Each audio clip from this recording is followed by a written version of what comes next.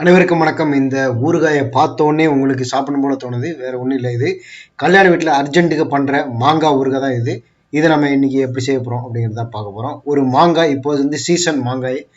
ஒரு மாங்காய் வாங்கிக்காங்க, அதை நல்லா அலம்பிட்டு முடிஞ்சால் அதில் தோல் சீவிடுங்க. இல்லைன்னா தோல் சீவாட்டாலும் பரவாயில்ல. அந்த மாங்காயை க்யூப் சைஸில் சின்ன சின்னதாக கட் பண்ணிக்கோங்க. ஐஸ் க்யூப் சைஸில் சின்ன சின்னதாக கட் பண்ணிக்கோங்க.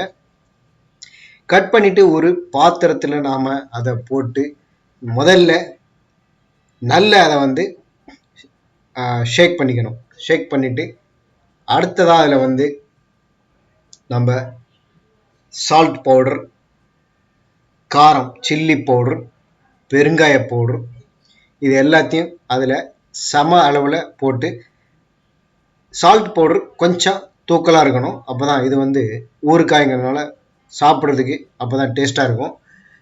கொஞ்சமாக மஞ்சள் தூள் ஆட் பண்ணிக்கலாம்.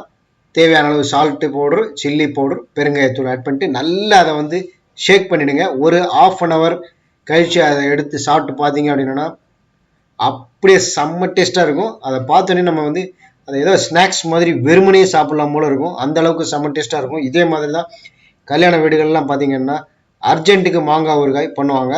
அதே மாதிரி நீங்களும் செய்து பார்த்து சாப்பிட்டுட்டு நம்ம வீடியோ பதிவுக்குள்ள உங்கள் கமெண்ட்டுகளை தெரிவிங்க. வீடியோ பிடிச்சிருந்தனா லைக் பண்ணுங்கள், எல்லாருக்கும் ஷேர் பண்ணுங்கள். மறக்காமல் நம்ம பிஎஸ்இன் கிச்சன் யூடியூப் சேனலுக்கு சப்ஸ்கிரைப் பண்ணுங்கள். நன்றி.